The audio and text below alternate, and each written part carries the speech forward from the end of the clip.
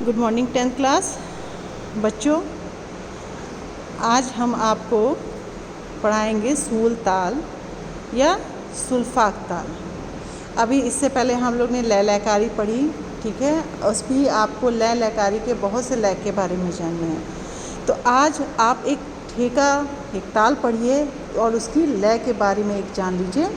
इससे आपको जब आप लयकारियों के बारे में पढ़ेंगे तो आपको अच्छे से समझ में आएगा। सूल ताल में 10 मात्रा, विभाग 5, ताली जो है वो 1, 5 और 7 पे पड़ती है और खाली इसमें 3 और 9 पे पड़ती है, ठीक है। अब आइए इसका हम ठेका पढ़ते हैं।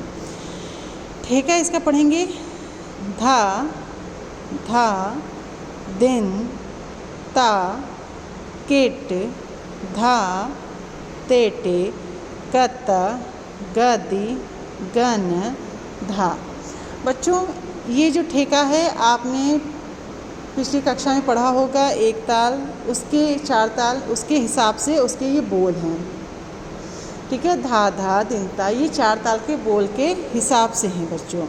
आप इसको जब पढ़ोगे तो उसमें भी है, बस इसमें थोड़ा सा चेंजेस है, बाकी बोल लगभग 4 ताल जैसे ही हैं। इसमें देखो बच्चों 10 इसमें मात्रा है तो 1 2 3 4 5 6 7 8 9 10 ये आपकी 10 मात्रा हो गई। 5 विभाग 1 2 3 4 5 आपके ये 5 विभाग हो गया। पहली मात्रा पे ताली, फिर 5वीं मात्रा पे ताली, ठीक है बच्चों, फिर 7वीं मात्रा पे ताली। आपका 3 और 9 पे खाली, तीसरी मात्रा पर खाली और 9वीं मात्रा पर 0। आप जानते हैं कि 0 का जो चिन्ह होता है वो खाली का होता है।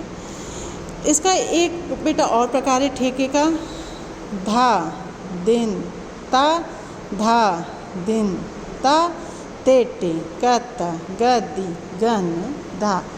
आप ये आपको 2 प्रकार के ठेके हैं। इसमें बच्चों जो आपको इजी लगता है वो आप ठेका बोल सकते हैं, पर मेरे हिसाब से जो पहला ठेका है जो कि 4 ताल के बोल के हिसाब से है वो ज़्यादा आपको सरल पड़ेगा।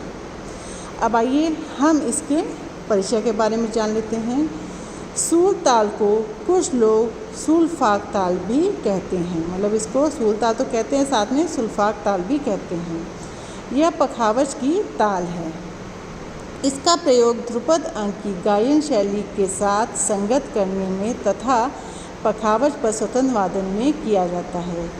इसका जो प्रयोग है वो ध्रुपद अंक क्या, एक गायन शैली, एक गायन है वो, उसके साथ ही संगत की जाती है। कौन सी ताल? आपकी सूल ताल। और ये क्या, पखावज की ताल है। ये बच्चों ध्यान से सुनिएगा, ये तबले की नहीं पखावज की ताल है।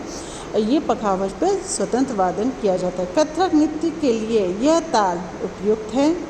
इसके बोलों पर 4 ताल का स्पष्ट प्रभाव है। जैसे कि मैंने आपसे बोला कि इसमें 4 ताल जैसा ही इसके बोल है, मतलब इसका 4 ताल पे स्पष्ट इसका प्रभाव दिखता है। इसका प्रयोग अधिकतर मध्य लय में ही किया जाता है। सूल ताल में परन, पंडाल, रेला, तिहाई एवं चक्करदार रचनाएं बजाई जाती हैं। इसमें क्या क्या बचेगा देखो, परन बजाते हैं, पंडाल बजाते हैं, रेला बजाते हैं, तिहाई और चक्करदार रचनाएं इसमें बजाई जाती है। यह एक समपद ताल है। इसका छंद रूप आपका ये है 2/2/2/2/2/2 है, ठीक है। ये है बच्चों, ये आप अपने फेयर कॉपी में करेंगे, पर एक चीज़ आप थोड़ा ध्यान रखिएगा, जहाँ आप लय लयकारी कर रहे हैं उसी के आगे करिएगा। ये आप एक ठेका लिखेंगे। अब देखिए ठेका की लय देखिए, इसमें ठेका की लय चलेगी ये धा धा दिन ता केट धा तेटे कत गदि गन। ये क्या है, ये एकदम धीमी लय है। अब इसके अगर इसको हम मध्य लय में बोलेंगे तो धा धा दिन ता किट धा तेटे कत गदि गन धा, ये उससे तेज लय है। और अगर हम एकदम चौगुन की लय में धा धा दिन ता किट धा तेटे कत गदि गन धा, ये उससे लय है। इसलिए आज मैं आपको ये ठेका पढ़ा रही हूँ, इससे आपको लय का ज्ञान होगा। और इसके आगे जब हम लय के बारे में पढ़ेंगे, आपको अधगुण, दुगुन, तिगुन, चौगुन, तो आपको उसमें आसानी होगी। ये बच्चों आप पहले पढ़ चुके हैं, लेकिन अब आप इसको ठेके के साथ जब पढ़ेंगे तब आपको और अच्छे से समझ में आएगा। और इसको आप बच्चों फेयर कॉपी पे कर लीजिएगा। Thank you.